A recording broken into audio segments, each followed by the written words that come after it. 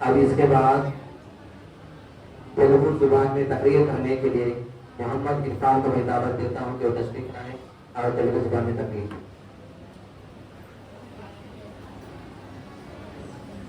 अस्सलामु अलैकुम व रहमतुल्लाहि व बरकातुहू।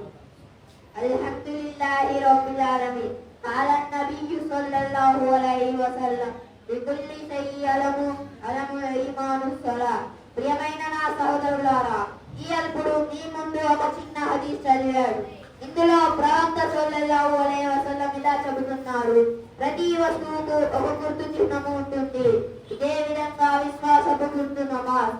ఓ నా ముస్లిం సహోదరులారా, ప్రపంచంలో విభిన్న సంస్కృతులు గల దేశాల మానవులు ఉన్నారు. కొందరు అరబ్బులైతే, కొందరు అమెరికన్లు, కొందరు నేపాలులైతే, కొందరు భారతీయులు. ఇదే విధంగా మన దేశంలో రకరకాల పార్టీలు ఉన్నాయి. ఒక పార్టీ పేరు కాంగ్రెస్ అయితే ఇంకో పార్టీ పేరు టీడీపీ, ఒక పార్టీ పేరు కమ్యూనిస్ట్ అయితే ఇంకో పార్టీ పేరు సోషలిస్ట్. ఈ దేశాల్లో ఈ పార్టీల్లో మనలాగే తిని తాగే మానవులు ఉన్నగాని వీరికి వేరు వేరు గుర్తులు చిహ్నాలు గలవు. ఈ గుర్తులను చూసి ఫలామనిషి ఏ దేశానికి చెందినవాడు లేక ఏ పార్టీకి చెందినవాడు అని తెలుసుకోవచ్చు. ఇది మన కంటికి కనబడే వస్తువుల ప్రస్తావన.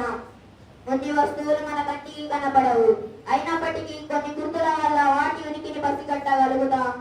ఉదాహరణకు ఆకులు కదిలితే గాలి వీస్తుందని గ్రహించగలుగుతాము. ఇదే విధంగా విశ్వాసానికి, అవిశ్వాసానికి, కపటత్వానికి కొన్ని గుర్తులున్నాయి. వీటి ద్వారా ఎవరు విశ్వాసులు, ఎవరు అవిశ్వాసులు అని తెలుసుకోగలుగుతాము. ఈ హదీసులో విశ్వాసము గుర్తు మరియు చిహ్నము గురించి తెలుపబడింది. నమాజు చదవడం, ఉపవాసం ఉండడం, జకాతు ఇవ్వడం, హజ్ చేయడం మొదలైనవి విశ్వాసపు గుర్తులు. కానీ నమాజు అనేది ప్రతి ముస్లింపై తప్పనిసరి. స్త్రీలపై, పురుషులపై, ధనవంతులపై, పేదలపై, చదువుకున్న వారిపై, చదువు రాని వారిపై తప్పనిసరి.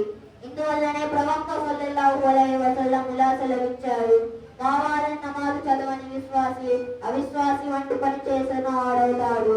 అనగా నమాజు చదువుకోకుండా ఉండడం ముస్లిముల పని కాదు. ఒక విశ్వాసి అన్ని వదులుకోగలడు, కానీ నమాజు వదలలేడు. కానీ ముస్లిములు ఇటువంటి ప్రార్థన వైపు దృష్టి మళ్లించడం లేదు. మరియు ముస్లిములు అని పిలుపబడేందుకు అత్యవసరమైన ప్రార్థన నుండి దూరంగా ఉంటున్నారు. ఇందువల్లనే ప్రపంచంలో ముస్లిములు అగౌరవంతో చూడబడుతుంది. ఇదే విధంగా మన జీవితాలు పెడితే తీర్పు దినం నాడు కూడా అగౌరవ పాలు కావాల్సి వస్తుంది. అల్లాహ్ మనందరికి సక్రమంగా నమాజ్ చదివే భాగ్యాన్ని కలిగించుగాక. ఆమీన్.